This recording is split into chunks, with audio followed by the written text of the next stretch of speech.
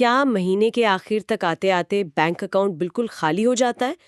दिन रात मेहनत करने के बाद भी कर्जे यानी डेट्स का जो बोझ है वो बढ़ता ही जा रहा है। और आने वाले कल की टेंशन रातों की नींद छुड़ा रही है। ये एक बहुत ही कॉमन प्रॉब्लम है। एग्जैक्टली सोचिए, आज के वक्त में क्रेडिट कार्ड का बिल भरना जितना मुश्किल लगता है ना, आज से लगभग 6000 साल पहले बेबीलोन के लोगों के दिमाग में भी बिल्कुल यही टेंशन थी। सही बात है। खाली वॉलेट की जो बीमारी है वो आज की नहीं है, ये सदियों पुरानी है। अरे बिल्कुल। और आज की इस गहरी चर्चा में हमारा मिशन बिल्कुल क्लियर है, इस एम्प्टी वॉलेट की बीमारी को हमेशा के लिए खत्म करना। आज हम एक ऐसी एंशिएंट और अनचेंजिंग फाइनेंशियल विजडम को एक्सप्लोर कर रहे हैं जो सीधे the richest man in Babylon से आती है। और ये विजडम सच में लाइफ चेंजिंग है ना? तो मैं यहाँ एक आम इंसान की तरह एक क्यूरियस स्टूडेंट बनकर वो सारे प्रैक्टिकल सवाल पूछूंगी जो हम सबके दिमाग में आते हैं, क्योंकि रोजमर्रा की फाइनेंशियल स्ट्रगल्स किसी एक की नहीं, हम सबकी रियलिटी है। और मैं कोशिश करूंगी कि एक एक्सपर्ट मेंटर की तरह उन सीक्रेट्स को डिकोड करूं जो बेबीलोन के अमीर लोगों ने प्रैक्टिकली यूज किए थे। यहाँ सबसे हैरान करने वाली बात क्या है पता है? क्या? यही कि दुनिया कितनी भी मॉडर्न क्यों ना हो जाए, वेल्थ बिल्ड करने के जो बेसिक लॉज है ना, वो ग्रेविटी की तरह यूनिवर्सल और अनचेंजिंग है। मतलब जो पहले काम करता था वही आज भी करेगा। एग्जैक्टली ये नियम कल भी काम करते थे, आज भी करते हैं और आगे भी करेंगे।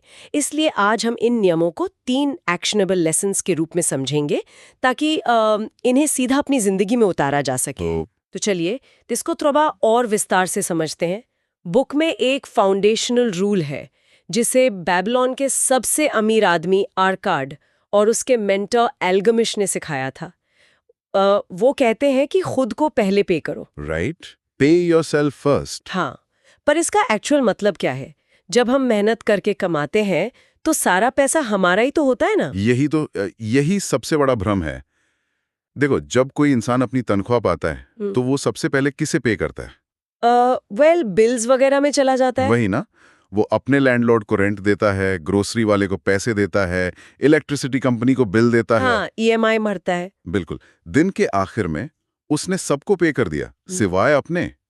इसलिए एल्गमिश ने आर्कैड को एक बहुत ही सिंपल सा नियम सिखाया। उन्होंने कहा, हम जो भी कमाते हैं उसमें से एक हिस्सा सिर्फ और सिर्फ हमारा होना चाहिए। ओके, तो कितना हिस्सा? उन्होंने सिखाया कि हर 10 सिक्कों में से कम एक सिक्का अपने पास बचाकर रखना चाहिए। इसे समझने के लिए एक क्लासिक एग बास्केट एनालॉजी का यूज करते हैं। एग बास्केट, अच्छा, अंडों की टोकरी। हाँ, मान लीजिए कि एक इंसान के पास एक टोकरी है।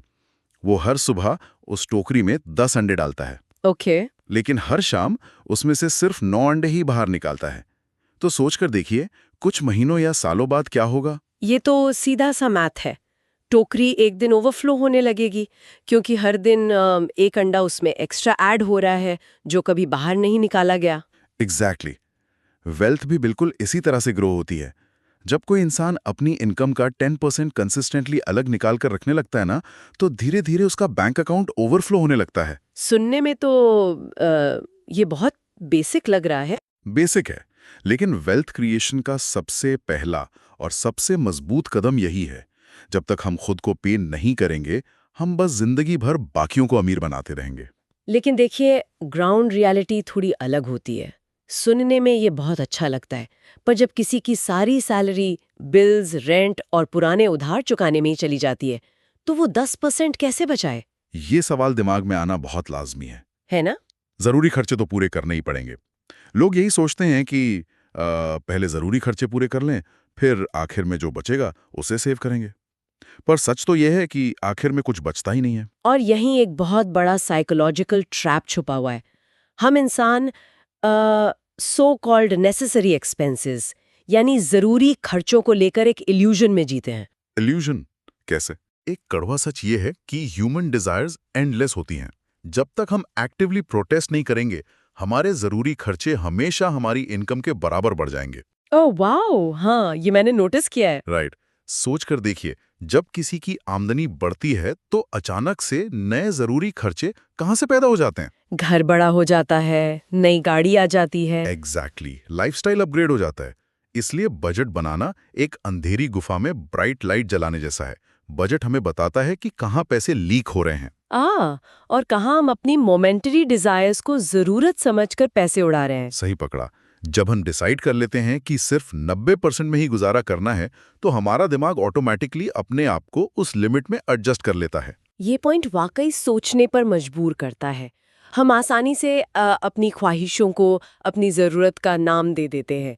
यानी हमें अपने माइंड को एक स्ट्रिक्ट ट्रेनिंग देनी होगी कि गुजारा सिर्फ बाकी बचे 90% में ही करना है। बिल्कुल। लेकिन उस 10% का करना क्या है जो टोकरी में बचा लिया? क्या उसे बस तिजोरी में जमा करके देखते रहना है? अरे नहीं नहीं, बस वहीं पर तो सबसे बड़ी गलती होती है। वो 10% जो बचाया है, वो एक बीज की तरह है। उसे तिजोरी में बंद करके नहीं रखना है, उसको इन्वेस्ट करना है ताकि वो और पैसे कमा कर दे सके। अच्छा, लेकिन यहाँ एक बहुत इम्पॉर्टेंट वार्निंग है जो अरकाद के ब्रिक मेकर एनेक्डोट से मिलती है। ब्रिक मेकर एनेक्डोट, ये क्या है? देखो, जब अरकाद ने पहली बार मेहनत करके अपना 10% सेव किया ना, तो उसने अपनी पूरे 1 साल की सेविंग्स एजमोर नाम के एक ब्रिक मेकर यानी ईंट बनाने वाले को दे दी। वेट, एक ईंट बनाने वाले को सारी सेविंग्स दे दी? हाँ, क्योंकि अजमोर समुंदर के पार जा रहा था और उसने अरकाद को सपना दिखाया कि वो फुनीशियन से रेयर ज्वेल्स खरीद कर लाएगा और वापस आकर दोनों प्रॉफिट आधा आधा बांट लेंगे। एक ईंट बनाने वाला रेयर जूल्स खरीदने जा रहा है, ये तो सुनकर ही थोड़ा अजीब लग रहा है। बिल्कुल लगना चाहिए, और नतीजा वही निकला जिसका डर था। फुनीशियंस ने उस ईंट बनाने वाले की नासमझी का फायदा उठाया और उसे नकली शीशे के टुकड़े पकड़ा दिए। Oh no. हाँ, अरकाद की पूरे साल की मेहनत और सारी सेविंग्स डूब गई। जब उसके मिंटर अलगमीश को ये बात पता चली, तो उन्होंने अरकाद को डांटा और एक बहुत गहरी बात कही। उन्होंने पूछा कि क्या सितारों के बारे में जानने के लिए किसी ब्रेड मेकर के पास जाओगे? वाओ, ये एनालॉजी कितनी परफेक्ट है। अगर हेल्थ ठीक करनी है तो किसी डॉक्टर के पास जाना चाहिए, मैकेनिक के पास नहीं। एग्जैक्टली। तो फिर जब बात अपनी जिंदगी भर के हार्ड अर्न्ड सेविंग्स की आती है, तो लोग उन दोस्तों या रिश्तेदारों की एडवाइस क्यों मानते हैं जिनको खुद पैसों की या मार्केट की कोई सॉलिड नॉलेज नहीं होती? सही पॉइंट उठाया। सेव्ड मनी को प्रोटेक्ट करना बहुत जरूरी है। सिर्फ उन लोगों से सलाह लेनी चाहिए जो उस फील्ड के ट्रू एक्सपर्ट्स हैं, जिन्होंने खुद सक्सेसफुली वेल्थ हैंडल की है। राइट। पैसा बचाना एक बात है, लेकिन उसको लालच में आकर गलत जगह इन्वेस्ट करके गवा देना उस पेड़ को जड़ से उखाड़ने जैसा है जिसे इतनी मेहनत से लगाया गया था। पैसों की सेफ्टी सबसे पहली प्रायोरिटी होनी चाहिए। तो चलिए मान लिया कि किसी ने 10% बचा भी लिया और एक ट्रू एक्सपर्ट की सलाह से उसे सही जगह इन्वेस्ट भी कर दिया, लेकिन क्या सिर्फ इतना करने से कोई अमीर बन जाएगा? नहीं, इसमें एक और फैक्टर है। क्योंकि हमारे आसपास देखा जाए तो लोग यही मानते हैं कि जो अमीर है उसकी किस्मत अच्छी थी। किसी लॉटरी या अच्छे लक के बिना क्या वाकई बड़ी वेल्थ बिल्ड की जा सकती है? ये जो किस्मत का मिथ है ना, ये लोगों का सबसे बड़ा दुश्मन है, और यही हमारा दूसरा एक्शनेबल लेसन है। अच्छा। हाँ, एंशिएंट बेबीलोन के समझदार लोगों ने इस टॉपिक पर बहुत गहरी चर्चा की थी। उन्होंने रियलाइज किया कि ट्रू वेल्थ गैम्बलिंग टेबल से नहीं आती। जुए के खेल में प्रोबेबिलिटीज हमेशा गेम कीपर के फेवर में होती हैं। ये तो सच है, कैसीनोज हमेशा प्रॉफिट में रहते हैं। एग्जैक्टली। किस्मत से सड़क पर गिरा हुआ पर्स मिल जाना कोई सस्टेनेबल स्ट्रैटेजी नहीं है। किस्मत की देवी सिर्फ उन्हीं पर मेहरबान होती हैं जो अपॉर्चुनिटी को पहचानते हैं और इमीडिएटली एक्शन लेते हैं। लक कोई जादू नहीं है, ये सिर्फ सही वक्त पर मौके को पकड़ लेने का दूसरा नाम है। मतलब ये कुछ ऐसा हुआ ना कि एक रेलवे स्टेशन पर ट्रेन प्लेटफॉर्म पर आ चुकी है और उसके दरवाजे खुले हैं, लेकिन अगर कोई पैसेंजर प्लेटफॉर्म पर खड़ा ओवरथिंक कर रहा है, डिले कर रहा है कि चढ़ूं या ना चढ़ूं, तो ट्रेन तो निकल जाएगी ना, और बाद में वो पैसेंजर यही बोलेगा कि मेरी किस्मत खराब थी। सही पकड़ा, बिल्कुल। काम डालने की आदत यानी प्रोक्रेस्टिनेशन शायद वेल्थ को चुरा लेने वाला सबसे बड़ा चोर है। एग्जैक्ट। यही बात बेबीलोन के एक मर्चेंट की स्टोरी में समझाई गई है। ओके। एक बार उस मर्चेंट को एक बंजर जमीन में इन्वेस्ट करने का चांस मिला था। ओके। उसके दोस्तों ने मिलकर एक प्लान बनाया था कि वहां पानी लाकर उस जमीन को उपजाऊ बनाएंगे, जो फ्यूचर में बहुत प्रॉफिटेबल होने वाली थी। लेकिन उस मर्चेंट ने डिसीजन लेने में डिले कर दिया। क्यों? उसने डिले क्यों किया? क्योंकि उसने सोचा कि पहले मैं अपनी वाइफ और अपने लिए नए और महंगे कपड़े खरीद लूं, जमीन का बाद में देखूंगा। उसने तुरंत एक्शन नहीं लिया और उसे एक छोटी सी देरी की वजह से वो गोल्डन अपॉर्चुनिटी उसके हाथ से निकल गई। ओह, बस कपड़ों की वजह से? हाँ, उसके दोस्त आगे निकल गए, चर्चा में मौजूद एक सीरियन ट्रेडर ने बिल्कुल सही पॉइंट आउट किया कि इस माइंडसेट को ही प्रोक्रेस्टिनेटर कहते हैं। मतलब जब लाइफ अपॉर्चुनिटी बनकर दरवाजे पर दस्तक दे रही हो, तब कंफर्ट जोन में बैठे रहना सबसे बड़ी गलती है। अपॉर्चुनिटी किसी का इंतजार नहीं करती कि आप अपने शौक पूरे कर लें। बिल्कुल नहीं करती। यहाँ सबसे जरूरी समझने वाली बात यह है कि the goddess of good luck सिर्फ उन्हीं लोगों को रिवॉर्ड करती है जो डिसाइसिव होते हैं, जो प्रोक्रेस्टिनेशन की आदत को हरा देते हैं। राइट। आज के टाइम में भी हम सबके सामने अपॉर्चुनिटीज आते हैं।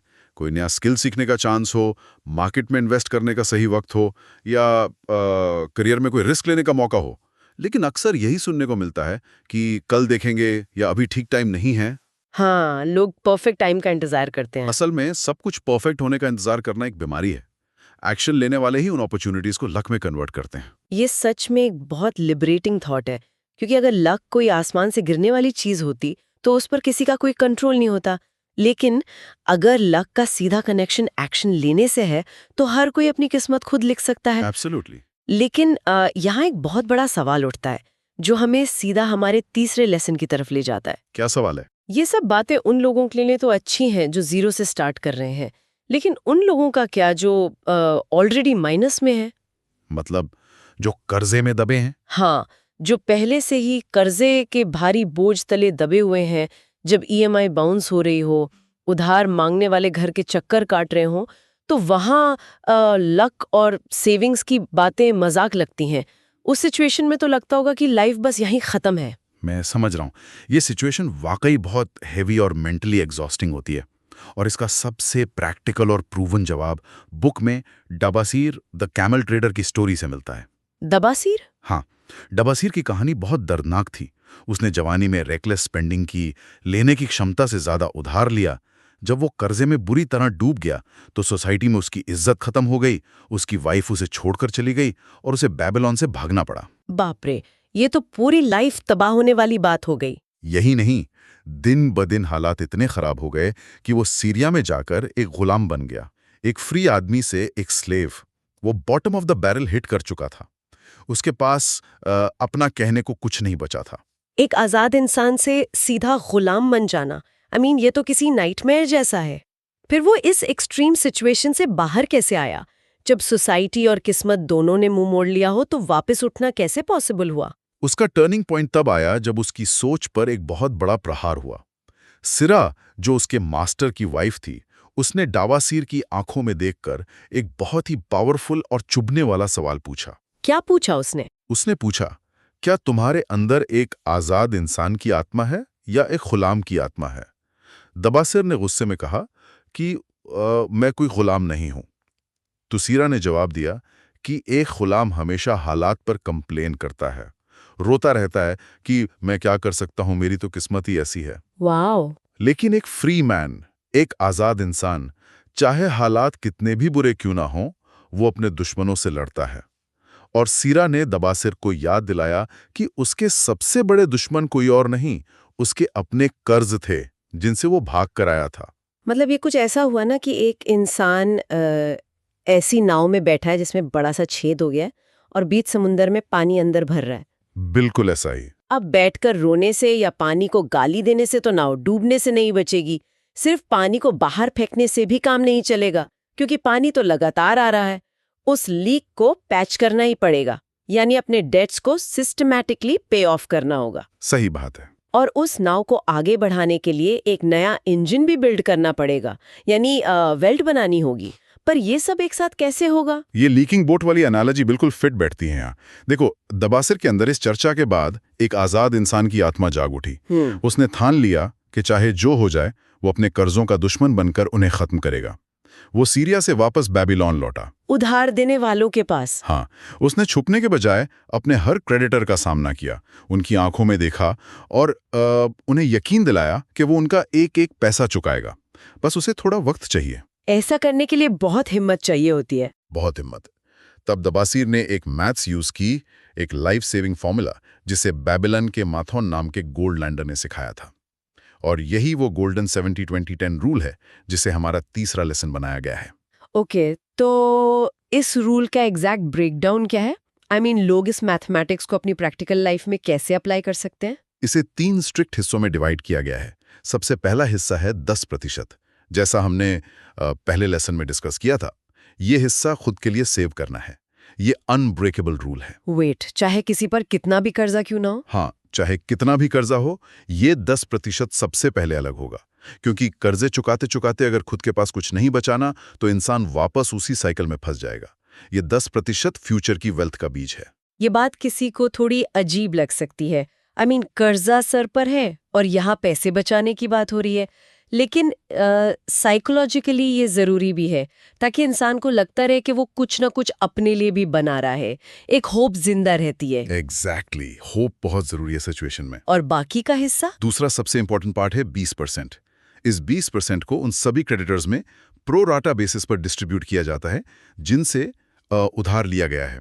यानी हर महीने इनकम का ठीक 20% हिस्सा सिर्फ और सिर्फ पुराने कर्जों को मार गिराने में जाएगा। अच्छा, तो इससे फायदा क्या होगा? थोड़ा थोड़ा ही जा रहा है ना? फायदा यह है कि जब कर्जा देने वालों को हर महीने कंसिस्टेंटली थोड़ा थोड़ा पैसा वापस मिलने लगता है ना, तो उनका गुस्सा शांत हो जाता है। उन्हें ट्रस्ट होने लगता है कि इनकी नीयत साफ है और पैसा डूबेगा नहीं। इससे हैरासमेंट खत्म होती है और दिमाग को शांति मिलती है। ये बहुत लॉजिकल पॉइंट है। लेकिन बचा हुआ 70%, क्या आज की इस महंगी दुनिया में आमदनी के 70% में पूरा महीना गुजारना पॉसिबल है? जब लोग 100% में गुजारा नहीं कर पाते तो उन्हें तो ये मैथमेटिकली इम्पॉसिबल लगता होगा। यहीं पर इंसान की अडेप्टेबिलिटी और साइकोलॉजी काम आती है। तीसरा हिस्सा 70% ही है। इस अमाउंट में स्ट्रिक्टली अपनी लाइफ मैनेज करनी होती है। घर का रेंट, खाना, कपड़े, बच्चों की एजुकेशन, सब कुछ इस 70% के अंदर आना चाहिए। कोई एक्स्ट्रा खर्चा नहीं? कोई एक्स्ट्रा शो ऑफ नहीं, कोई अननेसेसरी लाइफस्टाइल इन्फ्लेशन नहीं। जैसे पानी बर्तन का आकार ले लेता है, वैसे ही हमारे खर्चे हमारी लिमिट का आकार ले लेते हैं। जब दिमाग को पता होता है कि 70% ही बाउंड्री है, तो वो खुद ब खुद फिजूल खर्ची रोक देता है। सही बात है। दबासिर ने इस एग्जैक्ट फॉर्मूला को यूज किया। उसने अपनी वाइफ का ट्रस्ट वापस जीता, दोस्तों का एक एक सिक्का लौटाया और उसी 10% सेविंग से नए कैमल्स खरीदकर अपना बिजनेस आगे बढ़ाया। देखते ही देखते वो बेबीलोन का एक हाईली रिस्पेक्टेड और अमीर इंसान बन गया। ये स्टोरी सच में सोचने पर मजबूर कर देती है। ये फॉर्मूला ना सिर्फ कर्जा खत्म करता है बल्कि वेल्थ भी बिल्ड करता है एक ही टाइम पर यहाँ मेरा एक प्रैक्टिकल डाउट है। पूछिए। दबासिर की कहानी मिट्टी के टैबलेट्स पर लिखी हुई थी 6000 साल पहले। क्या ये फॉर्मूला सच में आज के modern credit card, personal loan और हाई इन्फ्लेशन वाले जमाने में काम करेगा? कहीं यह ज्ञान थोड़ा आउटडेटेड तो नहीं हो गया? ये डाउट आना बहुत नेचुरल है और इसका सबसे सॉलिड प्रूफ मॉडर्न हिस्ट्री से ही मिलता है। अल्फ्रेड श्रूसबेरी नाम के एक इंग्लिश आर्कियोलॉजी प्रोफेसर की रियल लाइफ स्टोरी इसका बेस्ट एग्जाम्पल है। अच्छा, उनके साथ क्या हुआ था? बात 1930s की है, जब ग्रेट डिप्रेशन का दौर था और हालात बहुत खराब थे। जब दबासिर की वो क्ले टैबलेट्स खुदाई में मिली और उन्हें इंग्लैंड लाया गया, तो प्रोफेसर अल्फ्रेड उन्हें ट्रांसलेट कर रहे थे।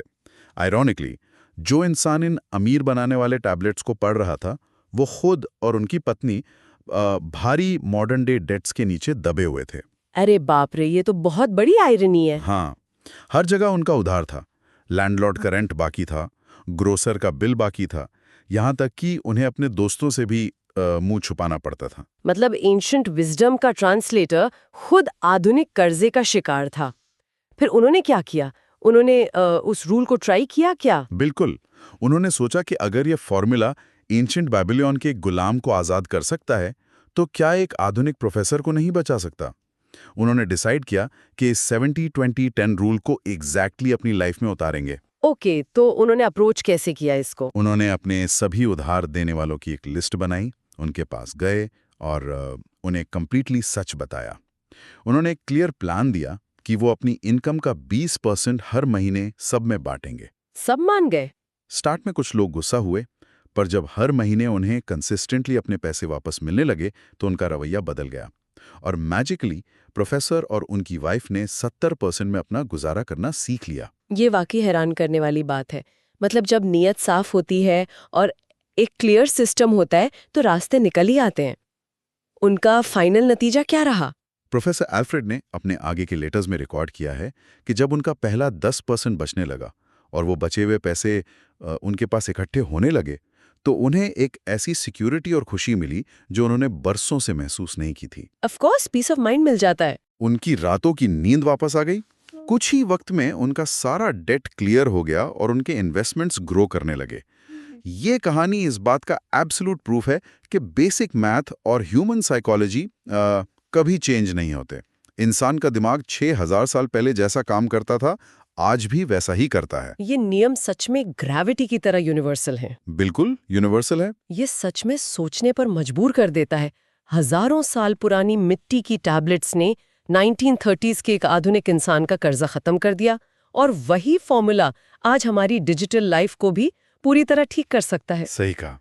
तो चलिए आज के इस डीप और लाइफ चेंजिंग मास्टर क्लास को एक क्विक रिकैप के साथ रैप अप करते हैं। आज हमने 3 गोल्डन रूल समझे। पहला, अपनी आमदनी का कम से कम 10% खुद को पे करने के प्रिंसिपल पर सेव करना है और उसे समझदारी से किसी एक्सपर्ट की एडवाइस लेकर इन्वेस्ट करना है। राइट। दूसरा, आज का काम कल पर डालने की बीमारी को खत्म करना है ताकि किस्मत की देवी का आशीर्वाद मिल सके। एक्शन लेने वाले ही अमीर बनते हैं। और तीसरा, अगर कर्जे का बोझ है तो उसे 70-20-10 रूल से क्रश करना है। 70% में गुजारा, 20% में सभी डेट्स का पे ऑफ और 10% अपनी खुद की फ्यूचर वेल्थ के लिए। एग्जैक्टली। आपने बहुत ठीक समराइज किया इसे। लेकिन इस मास्टर क्लास को खत्म करने से पहले मैं एक डीप लिंगरिंग थॉट यहां छोड़ना चाहूंगा सबके लिए। बोलिए। क्या हो अगर मैं ये कहूं कि इस पूरी आर्थिक आजादी की जर्नी में the real price, the ultimate reward, वो पैसा नहीं है जो आखिर में बैंक अकाउंट में दिखता है। पैसा नहीं है? अच्छा, तो फिर लोग इतनी मेहनत किस लिए कर रहे हैं? असली इनाम क्या है? असली इनाम वो इंसान है जो इस वेल्थ को बनाते वक्त कोई बन जाता है। जब हम दबाशीर की स्टोरी को ध्यान से देखते हैं तो समझ आता है कि उसने मेहनत करके सिर्फ अपना खोया हुआ पैसा और इज्जत वापस नहीं पाई थी, उसने अपना पूरा कैरेक्टर ही बदल लिया था। हाँ, वो एक गुलाम से एक आजाद इंसान बन गया था। एग्जैक्टली। उसने एक कंप्लेन करने वाले रोते हुए विक्टिम की माइंडसेट से बाहर निकलकर एक रिस्पेक्टेड, ऑनरेबल और आजाद इंसान का माइंडसेट बना लिया था। ट्रू वेल्थ असल में इंसान की उसी पर्सनल ग्रोथ, उस इंटरनल कैरेक्टर बिल्डिंग का रिफ्लेक्शन होती है। ये बहुत डीप बात है ना? फाइनेंशियल डिसिप्लिन, पेशेंस और राइट टाइम पर एक्शन लेने की एबिलिटी, ये क्वालिटीज किसी भी बैंक बैलेंस से लाख गुना ज्यादा वैल्यूएबल हैं। क्योंकि अगर कभी जिंदगी में सब कुछ छिन भी जाए, बिजनेस डूब जाए या मार्केट क्रैश हो जाए, तो यही डेवलप्ड कैरेक्टर और माइंडसेट एक इंसान को जीरो से उठाकर दोबारा अमीर बना सकता है। वाओ, ये वाकई एक बहुत पावरफुल पर्सपेक्टिव है। ये पूरा प्रोसेस सिर्फ पैसे कमाने का नहीं, बल्कि खुद के अंदर एक आजाद इंसान की आत्मा को जगाने का है, माइंडसेट को ट्रांसफॉर्म करने का है। बिल्कुल। तो इसी स्पिरिट और पॉजिटिविटी के साथ आज हम यहाँ official be positive 30 day challenge launch कर रहे हैं। अरे वाह, चैलेंज भी है? हाँ, आने वाले 30 दिनों तक जो भी कमाई होती है उसके हर एक रुपए को ट्रैक करना जरूरी है।